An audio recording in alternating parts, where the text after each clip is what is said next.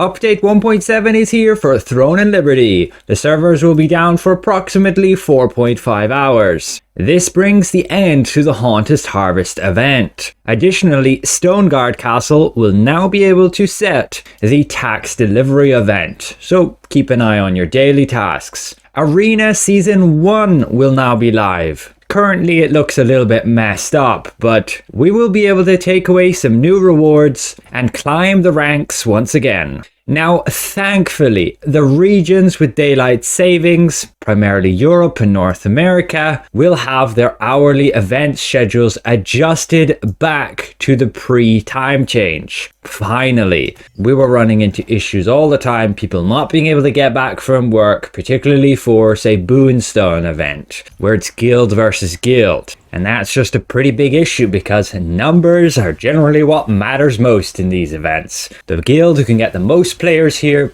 basically wins. So people who couldn't get home from work early enough couldn't attend, letting down their guild. This will help a little bit, but I think it still should be another hour or two later. Moving on, many of you will be thankful that there will be new access portals at the entrance of open world dungeons to help transport players to the boss location, avoiding night and eclipse effects. I'm sure the more try-hard players won't be exactly happy about that, but at least for the general populace, this is a big improvement to prevent you from getting gate kept. Basically, if you're in a dungeon and they pop the eclipse, it becomes a PvP zone.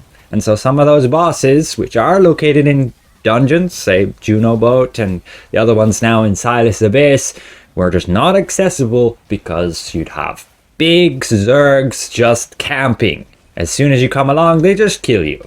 But now you should be able to just get a portal to transport you directly to the boss location, circumventing those players. Then our weekly missions. The time for the reset will be adjusted for when we actually have maintenance.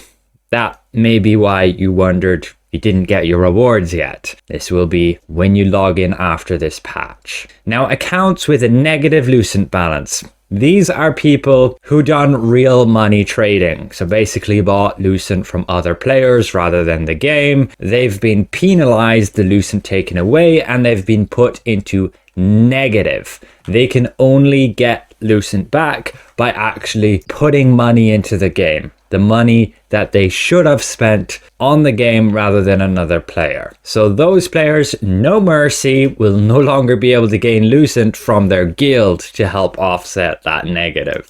You'll be able to use a keybind Alt-G by default to view a piece of equipment at its max level, and a quick bug fix with the dagger, which prevents the passive skills Assassin Step, this one right here, so it doesn't carry over when you say switch weapon. And then they've added a new visual effect for heavy attacks. We can see exactly what that would look like here. Kind of cool. It'll show the number with a kind of red background to it. This is demonstrated in the patch notes for the Korean server, but I assume we are getting the same. Now, to add some more details to these patch notes, apparently they actually removed something which this guy caught, and here's the proof, that they would add a common chat channel for in-between alliances. Maybe they don't want to add this yet, but on the Korean server, they actually already got this function. So maybe they just want to test it out on Korea first before pushing it out to global. It could end up being a more negative thing where big alliances can then just more easily coordinate with each other and dominate the server even more. My personal opinion is they should reduce the amount of alliances guilds can have or just remove them altogether, and events should just be 70v70 with regards to the people you have in your guild. Otherwise, it just creates a kind of stale dynamic where everybody's friends with everybody. Or you just have those top 3 guilds dominating while the rest can't really get along properly to take them down. We then do have some more info with, say, the Castle Siege event that's coming up. You can check your map on the server right now in daily, and for me it will be Sunday at 3 o'clock. This will be a big event where you're gonna try and take over the castle. All guilds can participate, but you will be under certain conditions with player colors. So blue will be you and all your allies, red will be everybody else, yellow will be the usurping guild,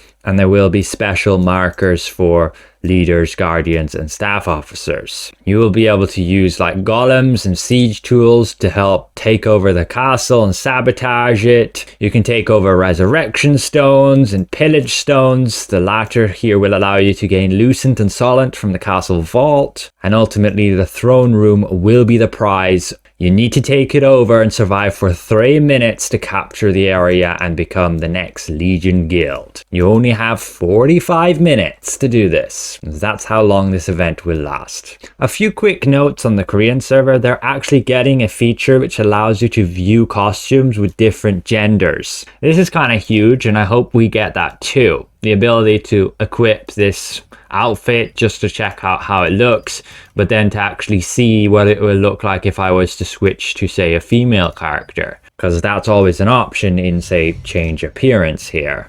I could be female if I wanted to switch. So hopefully we get that too, maybe even with this update.